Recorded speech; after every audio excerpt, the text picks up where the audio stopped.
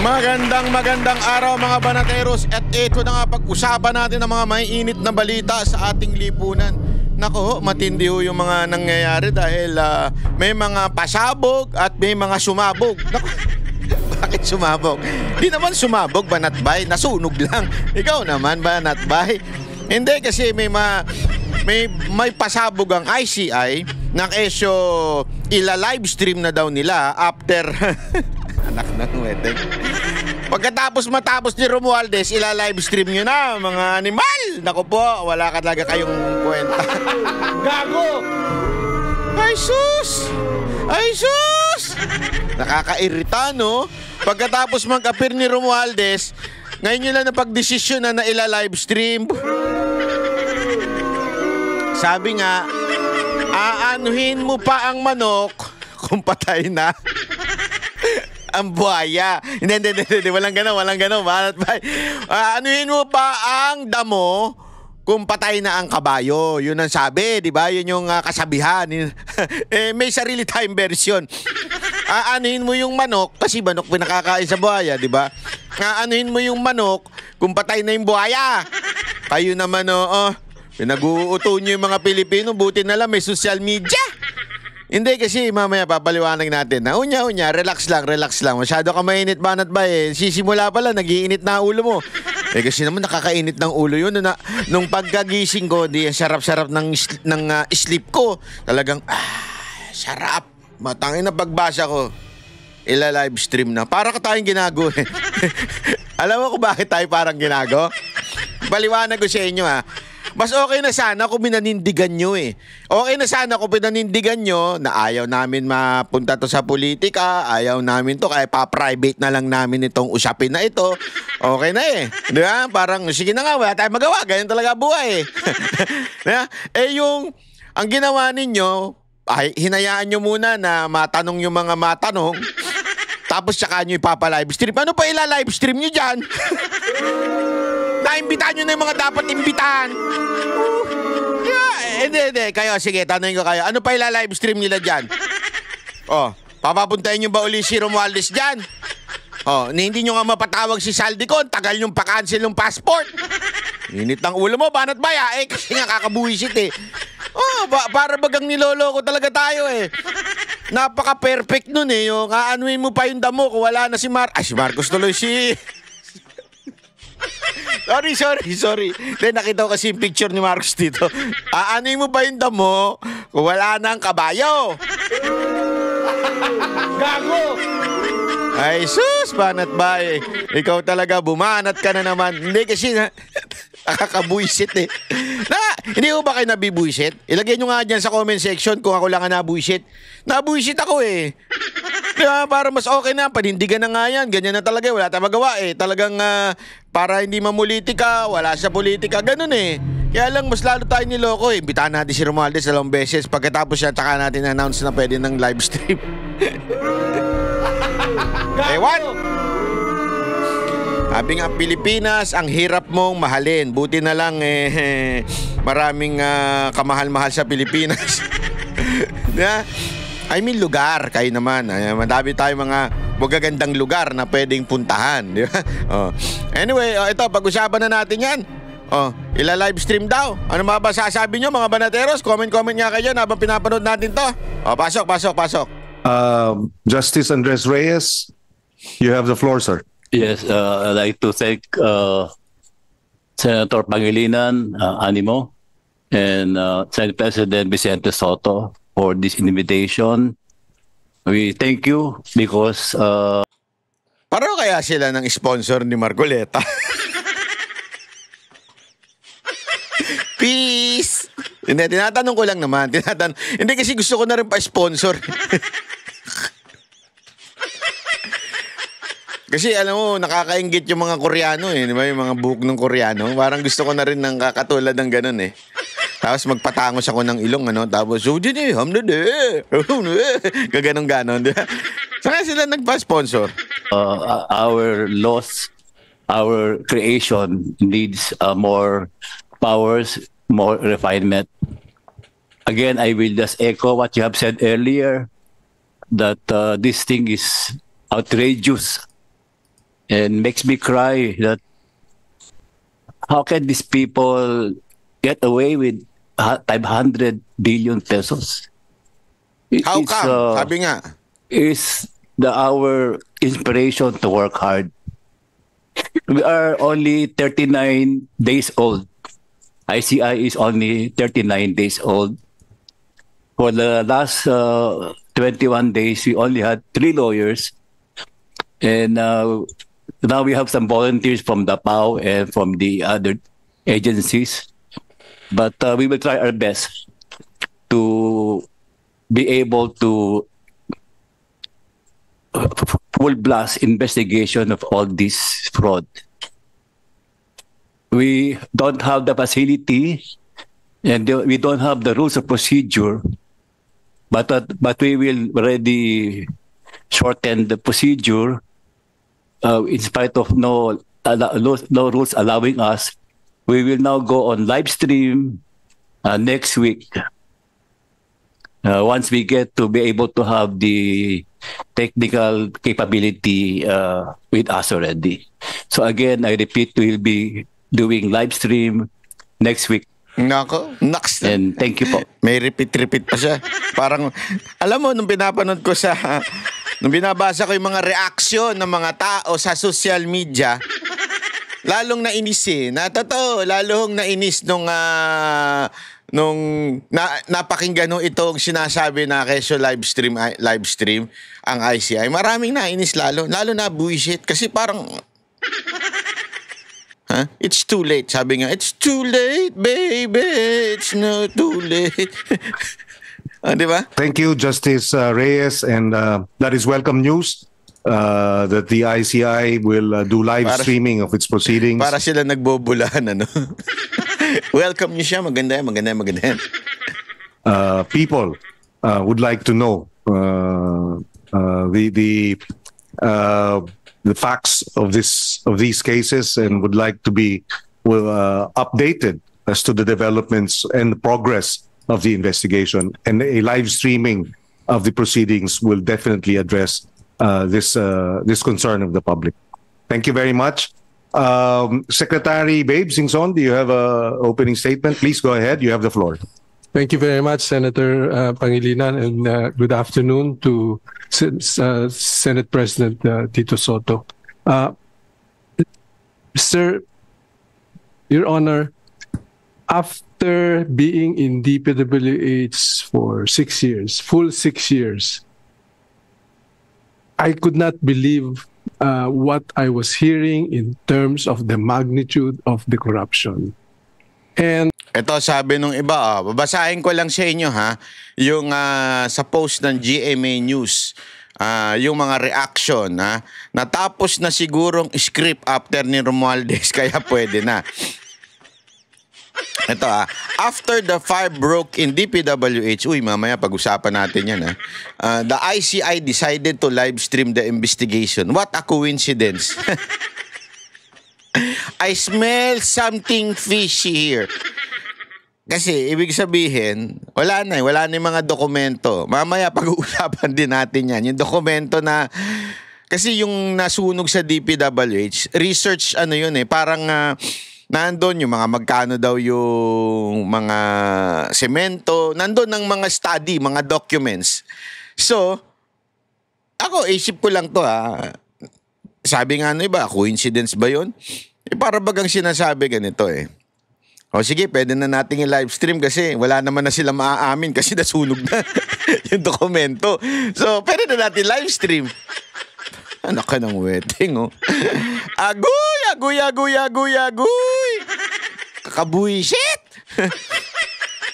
Tuloy! Anak ng wedding. Ito pa pala, basahin pa natin. Ready na yung script? Well scripted pa din. With directors, script writers, and bad actors.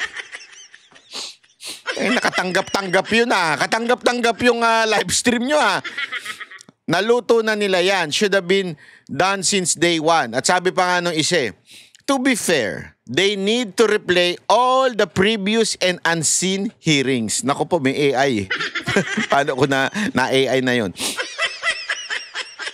Of course, sabi nito, after the initial appearance of Romualdez, Sabi naman ni Andaya, Randy Andaya, dapat pala binabasa ko yung pangalan, baka sabihin nyo ini-invento ko.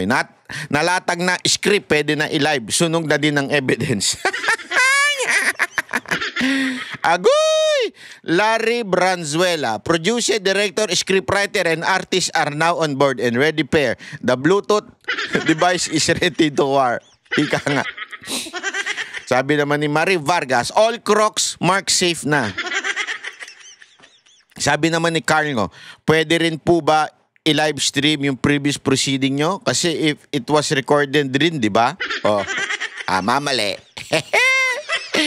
Di ba? Sus, patay kayo ngayon. Yari kayo ngayon. Ayan, puro ganun. Dapat i-broadcast din ang previous talk, especially with this Kaya couple. Justice delayed is justice denied. Di ba? Ang ganda nun, Tama nga naman. Delayed na yung pag-live stream nyo. Tapos, after nasunog, wow, kapal.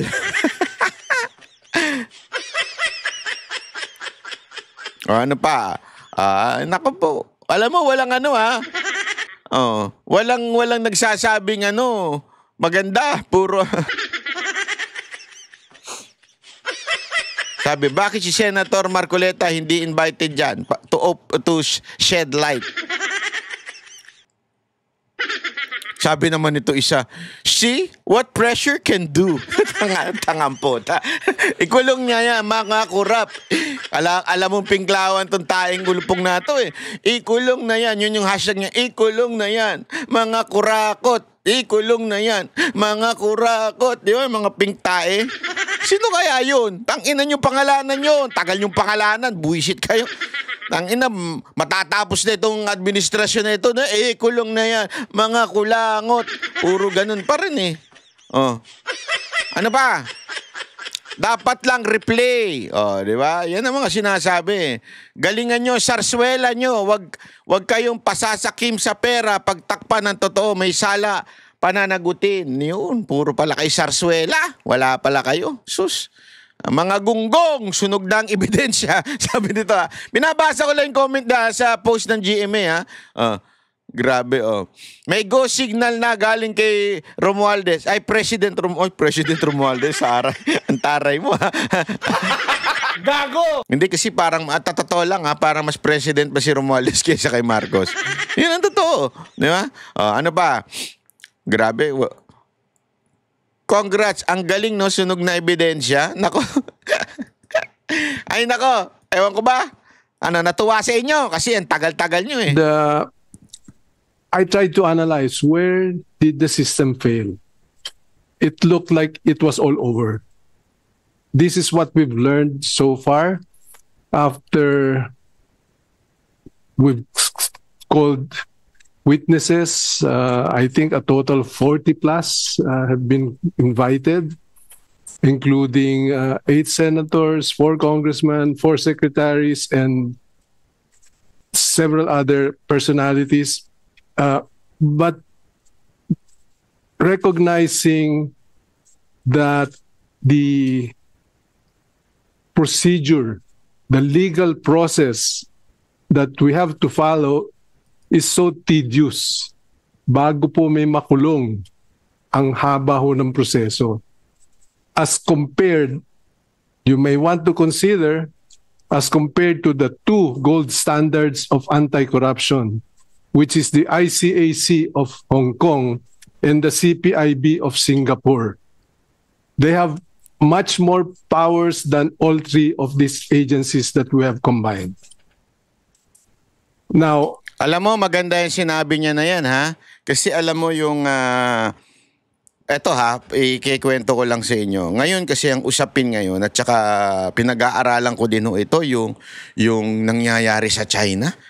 Kasi kinuwento sa amin na kung ano yung mga kaganapan sa China ngayon, sabi nila, talagang way ahead. Pag pumunta ka daw doon, para ka talagang nasa, alam mo yung nasa pelikula, yung napapanood natin, di ba? Kung maalala ninyo, yung kayong mga matatanda dyan na tulad ko, yung sa Back to the Future, parang ganun.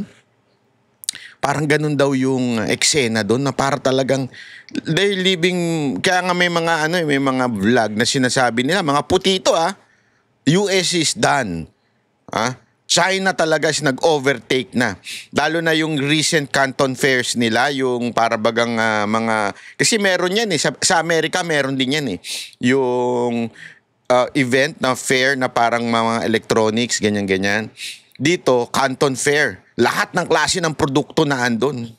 Sobrang grabe daw, sobrang high-tech, lumilipad, kung ano-ano na talagang naandun. At nangunguna ang China. And ito to be honest, kung technology lang, ako nga, pag tinitingnan ko sa social media yung China, especially sa mga electric cars, wapak! Walang binatbat talaga yung mga American electric cars or European electric cars. Talagang kakaiba. Tapos, kahit nga sabi ko nga sa inyo, kahit doon sa iPhone, di ba? Sabi nga nila, high-tech daw. Sa totoo lang, mahirap lang kasi umalis sa ecosystem ng Apple. Di ba? Pag nandun ka na, parang na-stuck ka na sa ecosystem. Halimbawa ako, tinitingnan ko ngayon yung mga Apple new products, yung 17 Pro Max, di ba? Pag titingnan mo, parang wala naman na bago. Meron onte, yung front camera medyo naging wide. The rest, wala naman na bago Pero pag gayon, tingnan ninyo yung mga China phone, ay grabe. Sabi ko, bakit hindi naisip ng Apple to? Bakit hindi nakikita ng, di ba yung meron doon yung sa Xiaomi, yung same name nga, yung 17 Pro Max nila, nandun na sa likod yung screen. So, hindi ka na magtsatsaga sa front camera. Yung ba mga gano'n na antitindi ng mga technology. Bakit ko sinasabi to? Kasi talagang nangunguna na ang China. But, if you would see the history of China, although now, they are capitalist communist, but ibig sabihin ng capitalist, sa madaling salita, ganito yan Sila, pag sinabi ng nila, ng presidente nila o yung kanilang pinuno, gagawin. Pag pinarusahan ng may mga kasalanan, mangyayari. Alam nyo kung bakit? Dati kasi sobrang communist lang nila Ganon. Pero ngayon, nag-open na talaga sila. Ang tindi na ng kanilang ginagawa. It's because of this anti-corruption na agency ba yan? O di ko alam kung departamento ba yan o agency yan. Pero because of that anti-corruption, natanggal ang mga korap at umasenso yung bayan nila. Sabi ko nga, kung siguro tatanggalin ng korap sa Pilipinas, ang sarap mangarap, mamatay lahat ng korap, kainin ng lupa, ganon. Siguro iilan na lang tayo matitira.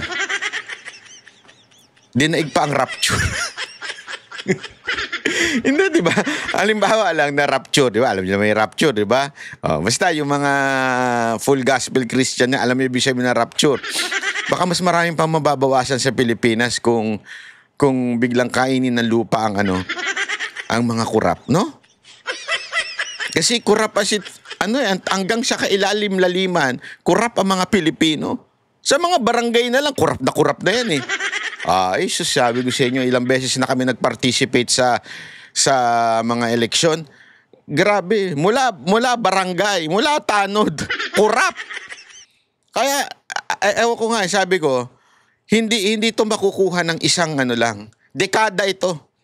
Yung korupsyon sa atin, eto kung pag-aaralan yung kasaysayan natin, panahon pa lang nila Aguinaldo, lintik na ang korupsyon.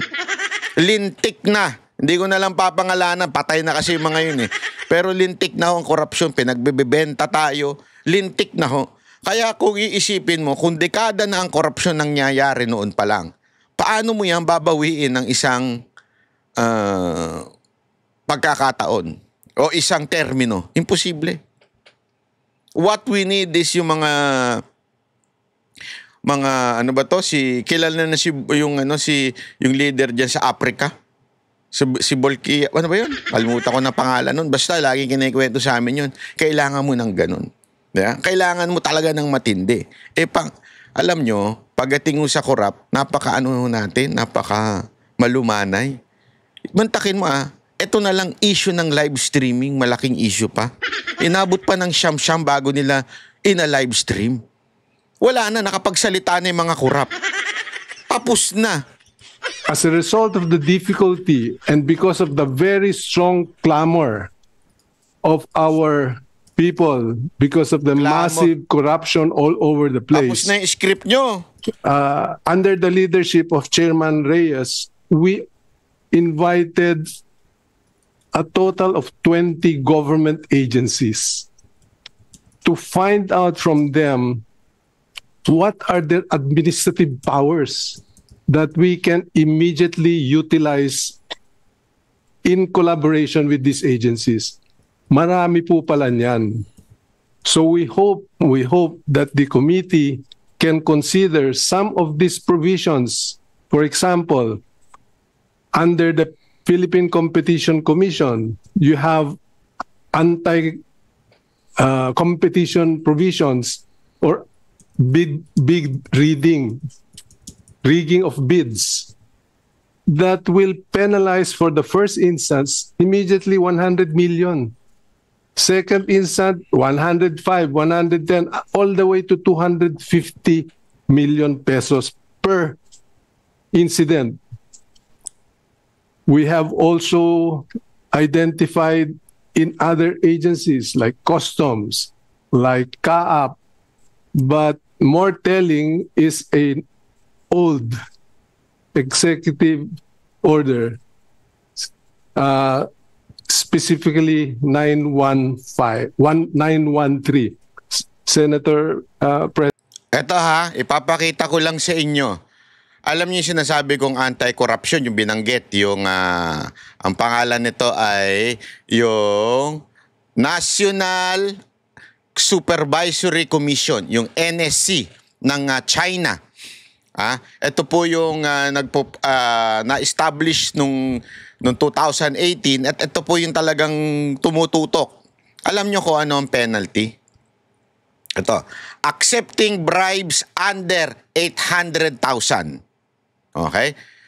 A lower level official taking gifts for small favors. Gifts lang. Okay, mabigyan ka lang ng relo, mabigyan ka na ng babae, di ba? Up to 3 years imprisonment. Okay? Ito naman yung pangalawa. Accepting bribes, ano kasi ito nasa yen 100,000, hindi pala yen. Ano China. 100,000 yuan. Yuan pa yun? Ewan ko kung anong tawag dun 3 to 10 years imprisonment. Accepting the bribes over 3 million. Yung 24 million sa pesos. 24 million pesos.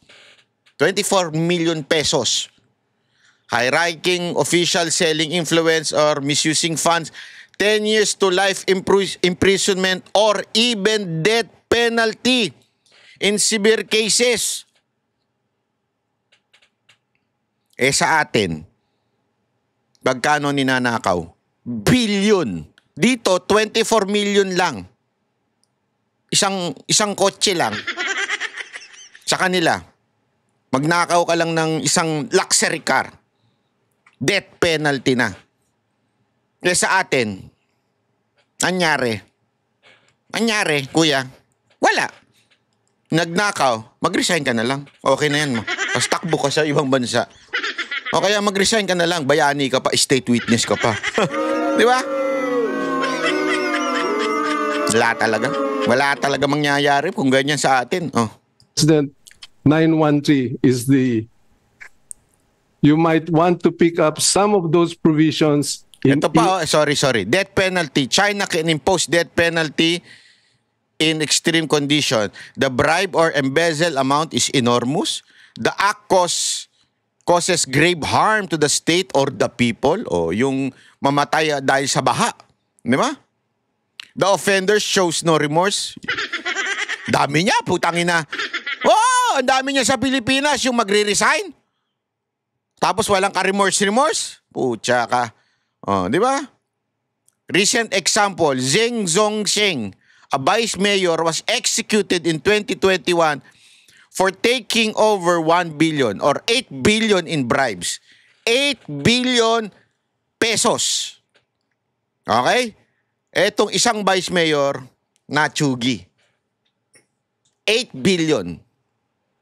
Isang ghost project lang yung animal na yan eh. Mamaya, ang dami pang pinasukan.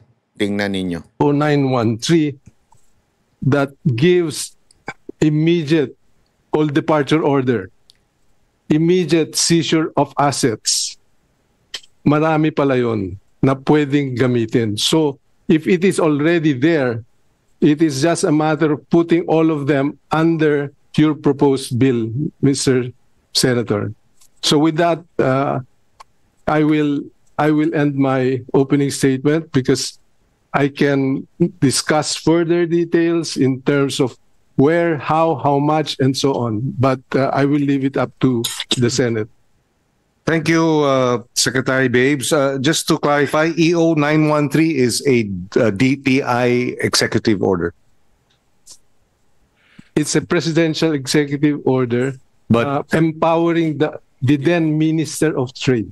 okay, DTI. Thank you. From the Makati Business Club, Apa Ongpin, the executive director, please. Nako, ito na naman.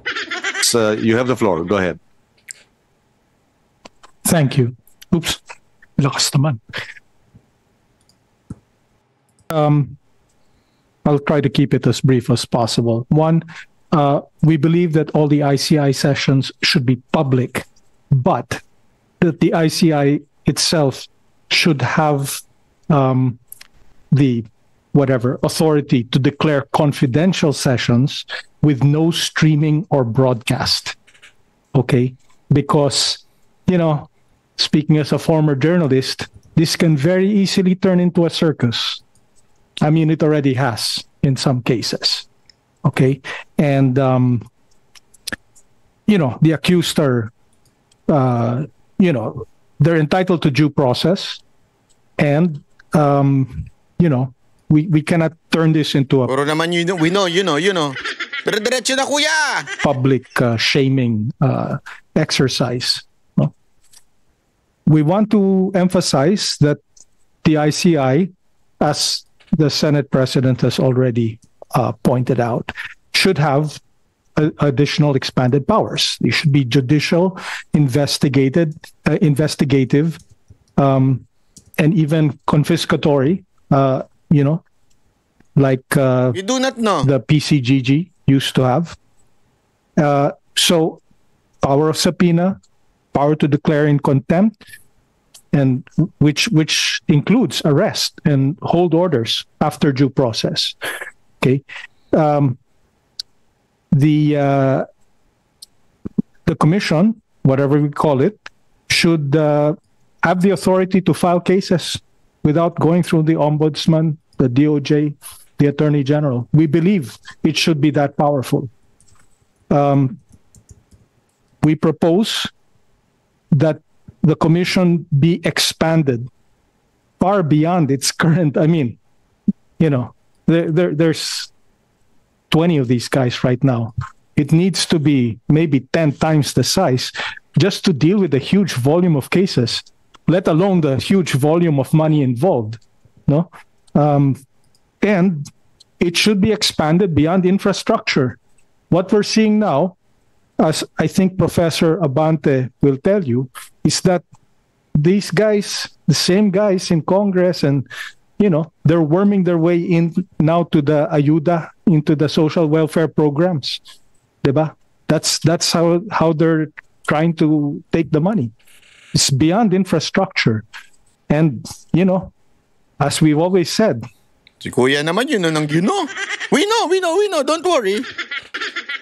we want eyes on Bureau of Customs and Bureau of Internal Revenue. Let's not pretend that there's no corruption there. The ICI or the group should have fiscal autonomy and security of tenure. I mean, in order to be really independent, okay? We believe that, We do not know. and in fact, future appointments need to be approved by a wider group than just the president at this point. It's just We do the not palace who's appointing people to this thing. No? No, And we don't. I don't know. finally, You know?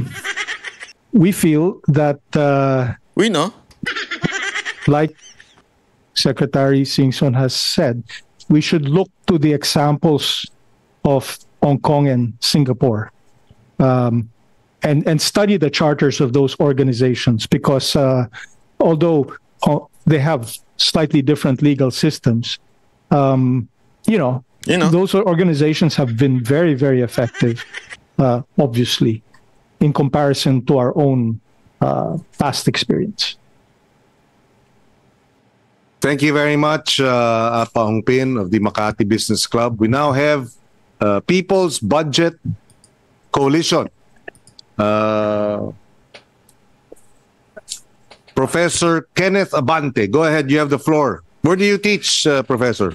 I teach at Alam mo, para nagbobulaan na lang sila dito, no? Kaya mo na nga yan. Ito ba, pakinggan natin tong part na to. Kasi malaman natin kung anong update dyan sa Lumiyab. Ano ba ang meron dyan sa Lumiyab sa DPWH? Grabe, lupit talaga nito. The Senate President wishes to raise a few questions. Go ahead, Yes, Senate President. Well, before you continue with your hearing, Mr. Chairman, may I just throw a question? Actually, it's from left field. Either former Secretary Babe Singson or the DPWH representative, I just want to know what is there in the DPWH Quezon City office that was burning a few hours ago. Alaman doon.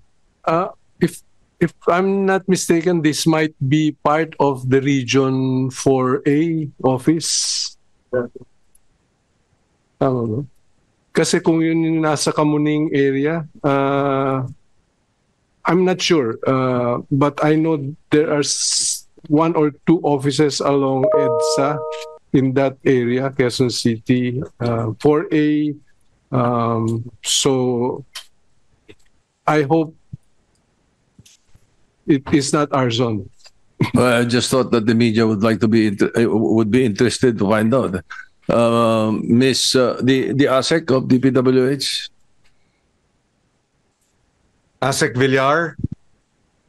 Yes, Your Honor.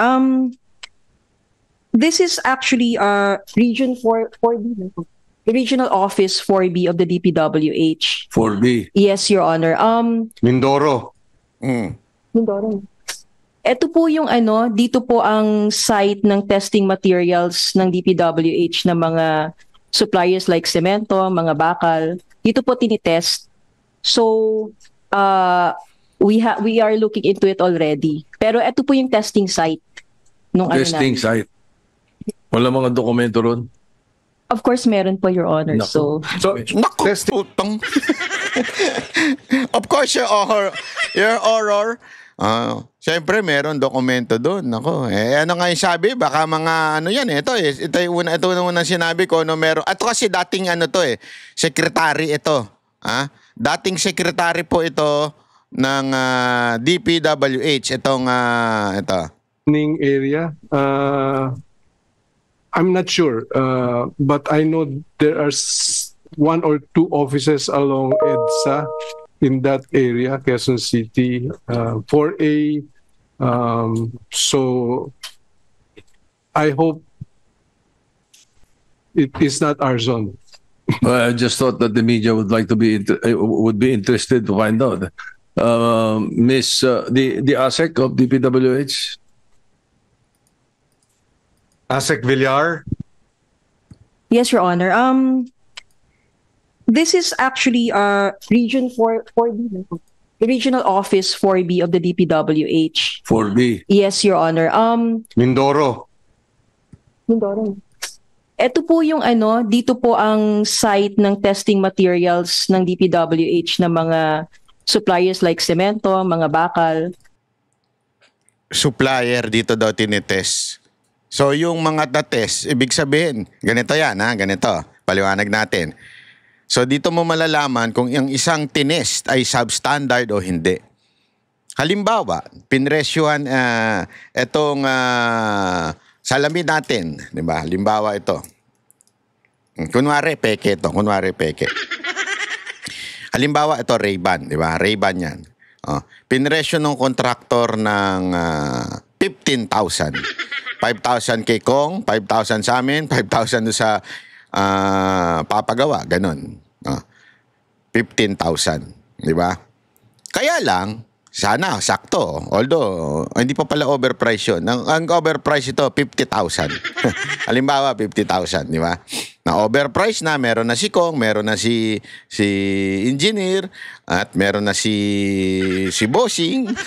Kailangan yun na si Bossing. Di ba? Ngayon, para sigurado at malaman na kung ito ba'y totoo o hindi, at ito ba ay may quality, dadalhin ngayon dun sa opisina para i-check. Doon sa opisina malalaman kung peke ba yan, totoo ba yan, kung saan ba gawa yan, kung ganito ba yan, totoo ba sinasabi na polarized yan, kunwari gano'n, di ba?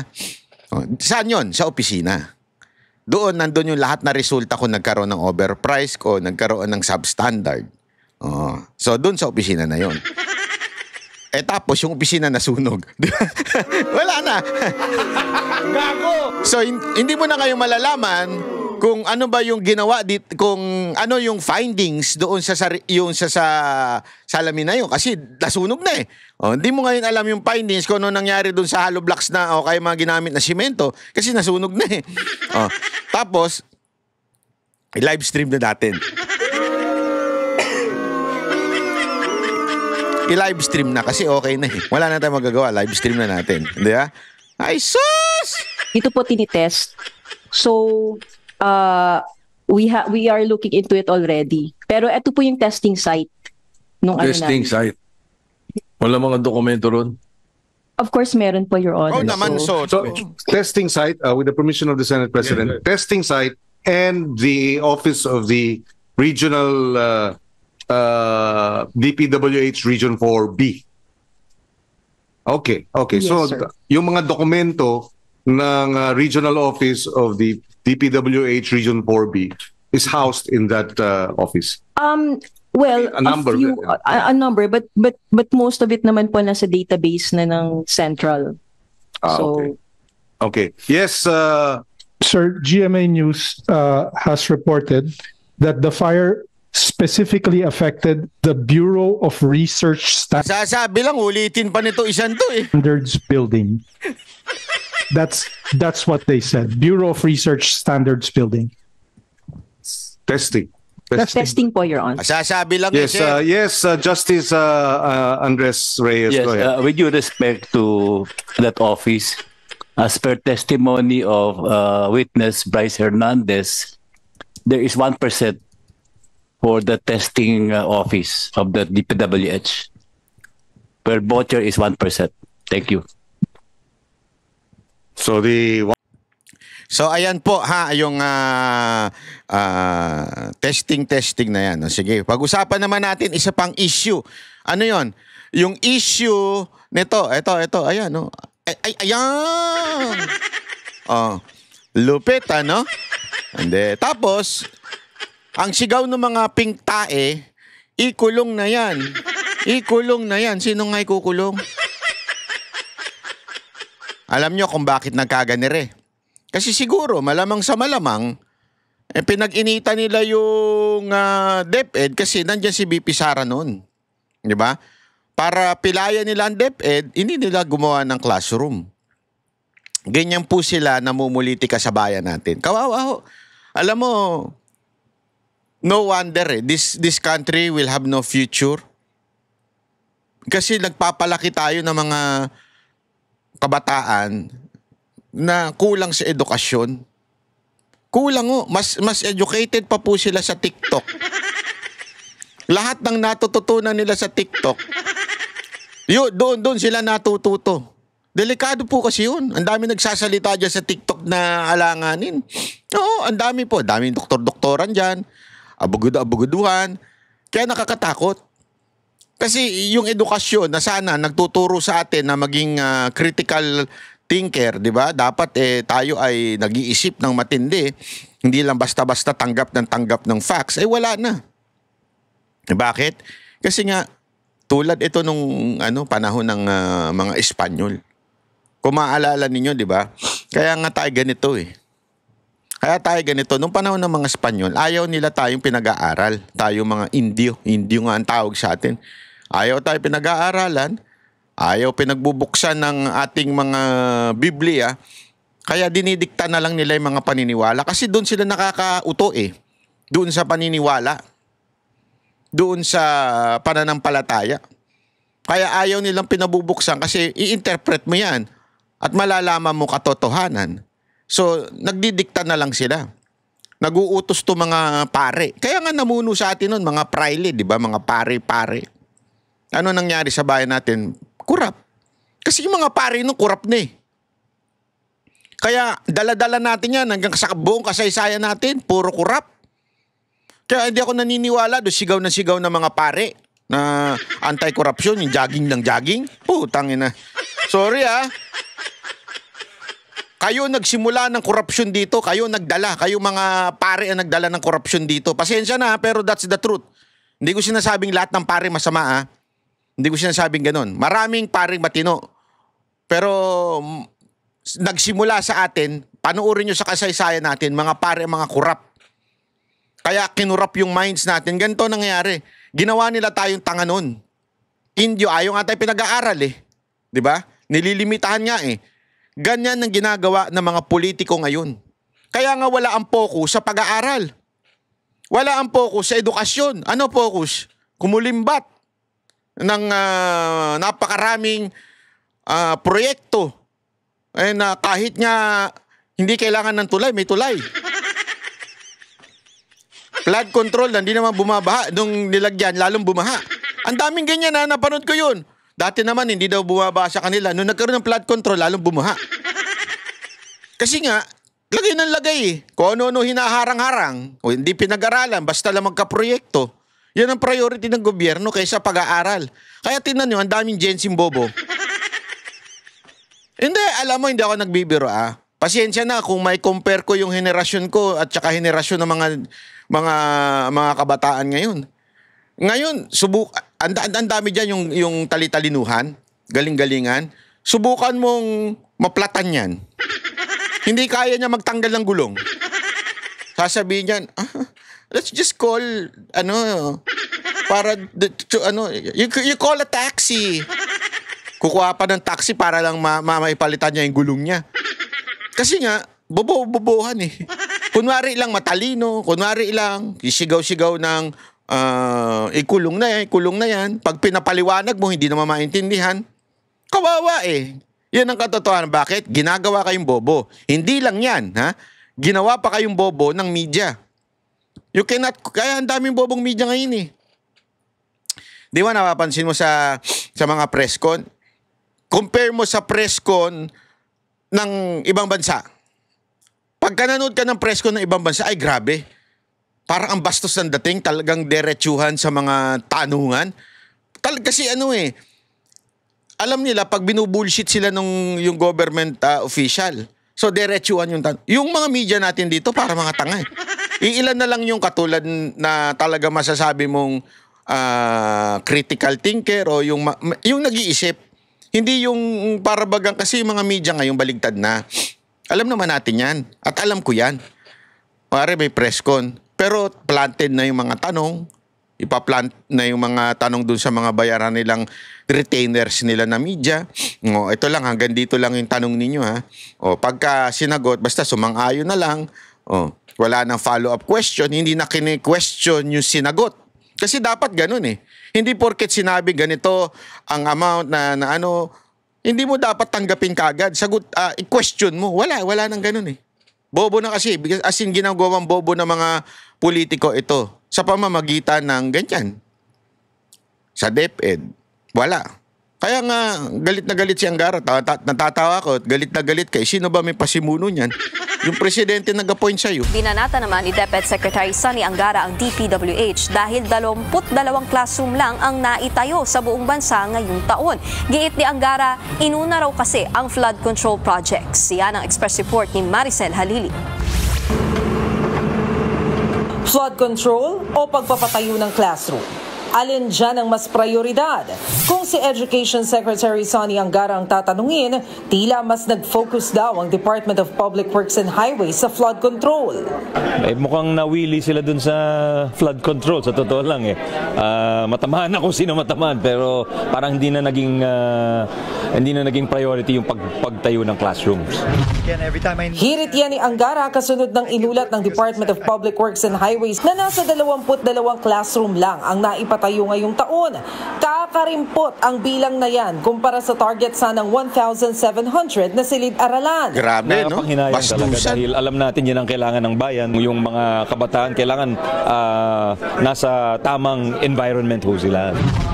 Sa kabilang banda, tiwala si Angara na mapapabilis ang pagpapatayo ng bagong classroom sa pamumuno ni DPWH Secretary Vince Dizon. Pero mungkahi ng kalihim, dapat isama na rin ang lokal na pamahalaan sa pagpapatayo ng mga silid-aralan. Mula raw kasi 2018, DPWH lang ang may kapangyarihan dito. Bukod sa LGU, gusto rin ni Angara na ikonsidera ang public-private. Alam mo kung bakit? Busy sila sa ibang sa ibang proyekto. Totoo nga, hindi ako nagbibiro. Ito. Busy sila sa mga ganitong proyekto, Nakakubra ng halos 2 bilyong pisong kontrata sa LTO. Ang kumpanyang iniugnay sa nagbitiw na kongresistang... Nakakubra ka na naman? Anak ka ng puta. Kubra na naman? Lagi ka na lang nakakubra. Ang lupit mo talaga, ibang level ka. Idol ko ito. Gusto ko paglaki ko maging Zaldico ako. Ang lupit nakakubra na naman siya. Si Zaldico, ayon sa hepe ng LTO, may mga irregularidad sa mga proyekto tulad ng sobra-sobrang pagbabayad. Nakatutok si Mariz Umali. Ang nagbitiw na kongresista at kontrobersyal na dating chairman ng House Appropriations Committee na si Zaldico, lumalabas ngayong hindi lamang nakakuha ng kontrata sa Public Works, Agriculture at Education Departments. Nagkaroon din daw siya ng kontrata sa Land Transportation Office na nagkakahalaga ng halos 2 bilyong piso.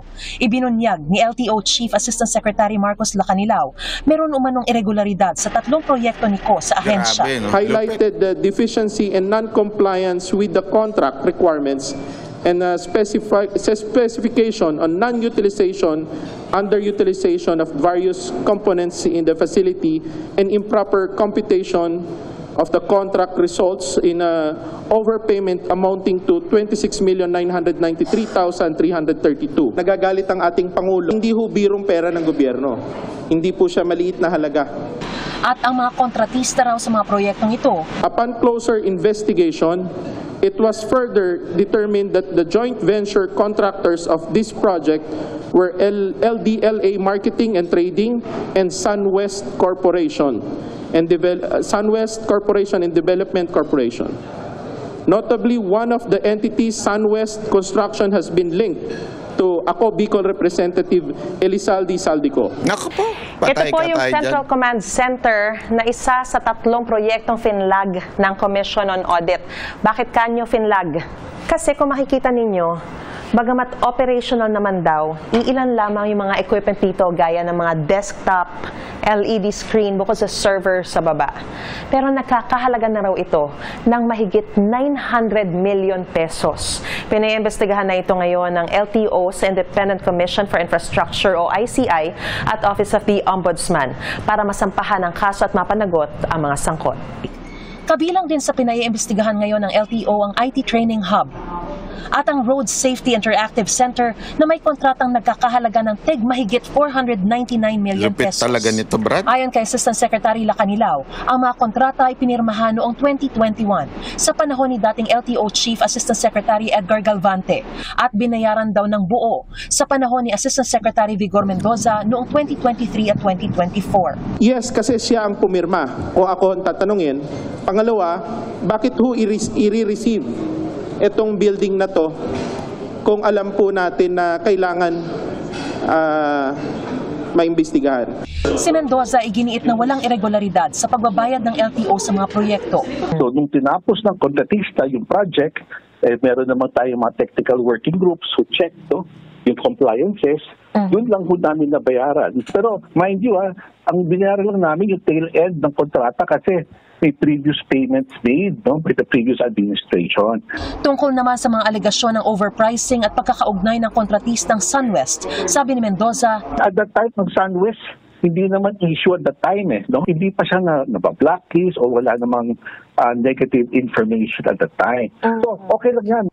Sinubukan naming kunan ng pahayag si dating LTO Chief Assistant Secretary Edgar Galvante at ang SunWest, pero hindi nila sinasagot ang aming mga tawag at text. Bakit? Habang sinusubukan namin kunin ang pahayag ng LDLA Marketing and Trading. Para sa GMA Integrated News, Mariz Umali Nakatutok, 24 oras. Grabe, no? Pinakita naman dito kita nyo, yan, yung bilyon-bilyon na pinaggastusan, lupit. Sabi kasi wala pa naman daw record yung SunWest at that time na masama or something. Hindi pa kasi nadidiscover. At saka nasa posisyon pa yung mga animal na yan. Di ba? Kaya hindi pa masabi kung maganda ba o hindi maganda yung nailagay dyan. Pero kitang-kita naman po natin. Alam nyo, ito may papakita lang po tayo. Ito. Napakaganda ho kasi nitong, kasi isa pa hong issue, aside from nangyayari ngayon dyan sa ombudsman, ito ho kasing magandang article. Basahin nyo po ito. Napakaganda. Hindi ko, summary lang po ang aking sa inyo. I-discuss. Kasi napakaganda ho kung babasahin nyo talaga ho itong article na ito. Dito, tinilakay ni Roberto Tiglao na buti nga daw ngayon may social media na kasi isa sa mga ngayon, alam naman po natin na napakaraming misinformation at kontrolado ho nila yung media, di ba? Kapagating sa mga issue. Kaya nga dito napakaganda na mas maunawaan ho natin kasi ngayon ginagamit yung ombudsman through Remulla na usigin ito hong si VP Sara Duterte. Pero ilinawin ho natin, sabi nga niya dito sa article, tanging COA ang may kapangyarihang mag-audit ng pondo ng gobyerno. Yan ay nasa batas. Ayon yan sa Article 9, Section 2, at nandiyan din sa konstitusyon yung PD 1445 na COA ang sole authority sa pagsuri kung tama at naayon sa batas ang paggastos ng pondo. Walang iba.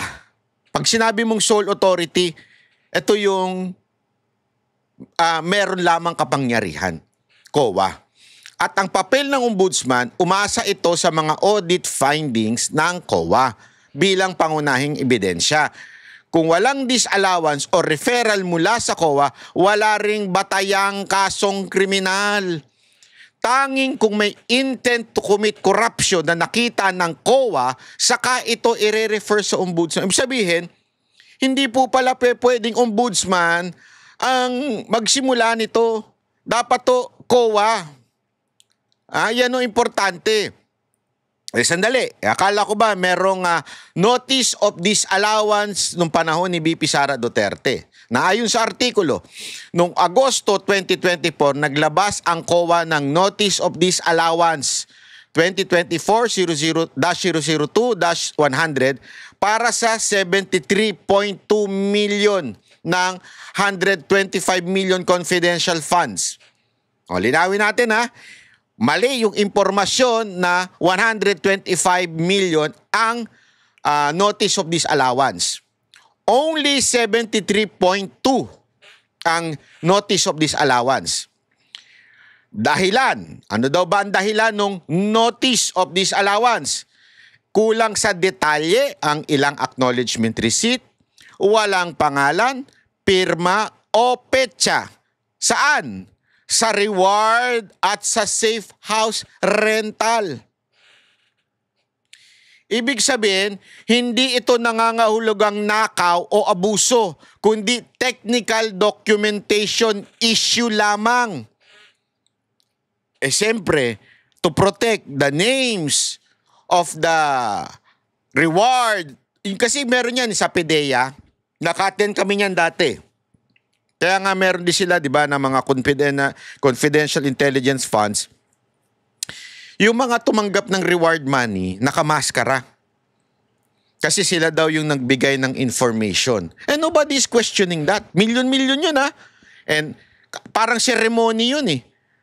Sabi ko nga, sana pala nagdala ako ng mask. Tapos bigla na lang akong umakyat doon. Diba? No one can confirm kung yung binibigyan ba ng PDEA, tama o mali. And they will not, siyempre, na expose yung kanilang binigyan ng reward. Lalong-lalo na yung sa safe house. And that's what BP Sara did. Hindi niya po binigay yung pangalan ng safe house o sino yung nirewardan. Naturalmente. Tapos, nandito rin 51 million ang na-audit at probado ng COA. Ibig sabihin, hindi lahat ng pondo ay questionable. Wala ring indikasyon na personal gain o misuse. Kaya nga, nakakuha ang OBP ng malinis unmodified audit opinion para sa 2022-2023. Indikasyon na maayos at transparent ang accounting records. Yan po ay binigay ng COA. Clean audit, unmodified. Ang meron lang yung isang disallowance lang ang naiulat, wala na ibang pending disallowance. Bakit? Dahil nga po doon sa hindi pwedeng i-reveal.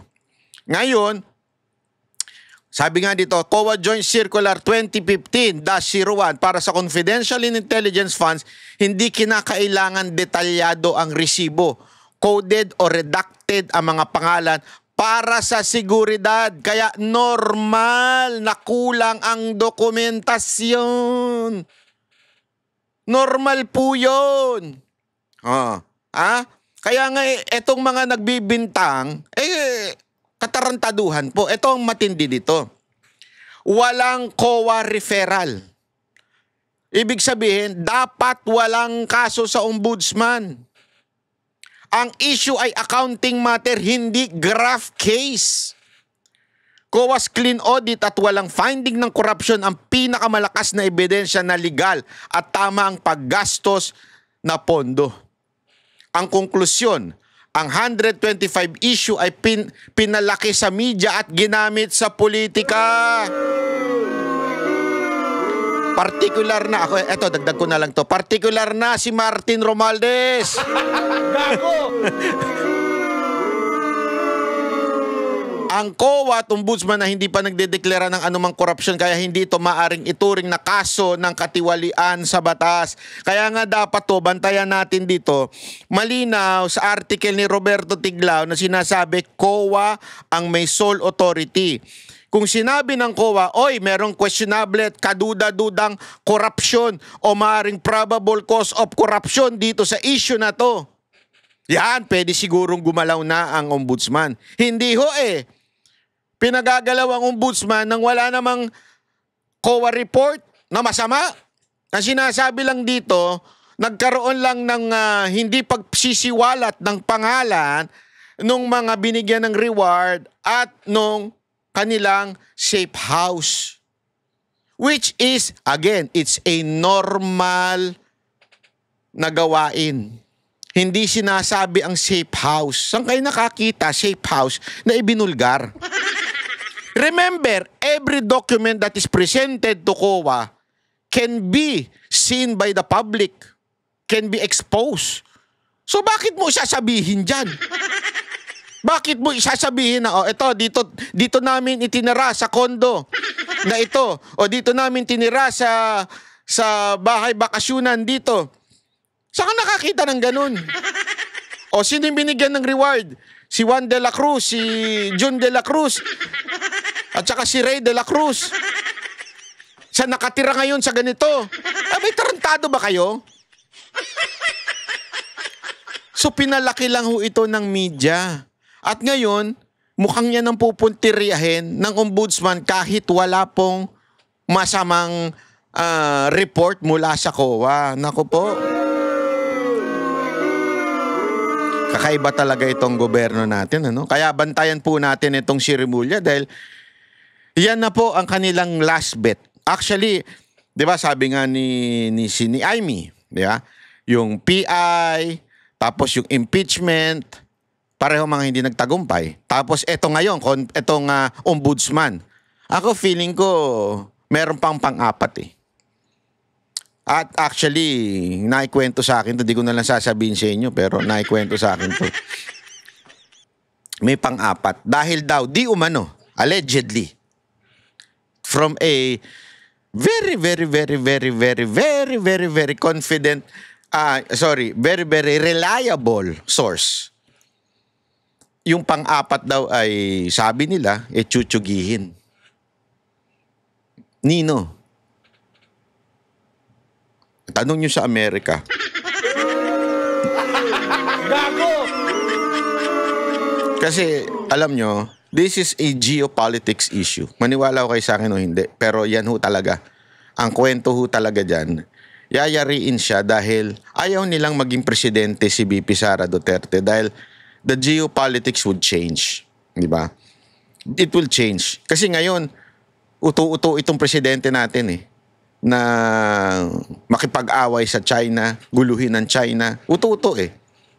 Again, I'm not for China. That's not my point here. Ang point ko dito, every sigalot or every conflict sa ibang bansa ay dapat to as much as possible, diplomatic in all countries. All, not just China. Diplomatic. Hindi dapat ina-agit. Hindi dapat ganun. Kaya nga ang ganda noon eh. Kasi, tinan nyo, noon wala namang bombahan, wala namang ganyan. Yung mga magsasaka natin, nakakaano ng maayos. Ngayon, hindi na, wala na, magulo na. Bakit? Dahil sa pag-a-agit nito mga tuta ng Amerika sa na-opisyal natin. Kilala nyo na yan, di ba? Tralala. Di ba? Tuta ng Amerika. Kaya ayan, hindi tayo makaano ng malaya dahil nga sa ganyan. Pag nawala si Marcos, ang hinala nila kay VP Sara Duterte, magiging diplomatic siya sa lahat. Kasi paulit-ulit naman niya sinasabi yan eh. Magiging friends to all tayo, diplomatic tayo dapat. Hindi ko nga alam ba tayo gusto natin makipaggulo eh. O akala mo naman may poprotekta sa atin pag tayo ginulo. Bobo kasi yung nakaupo, presidente natin eh. Sorry, totoo naman eh. Akala niya, hindi niya aralin yung ibang mga bansa na nagdepende sa Amerika at doon nagkagera, nga. Di ba? Pag-aralan niya yan. Hindi niya pinag-aaralan eh. Ewan ko kung ginagawa niyang ano na yan.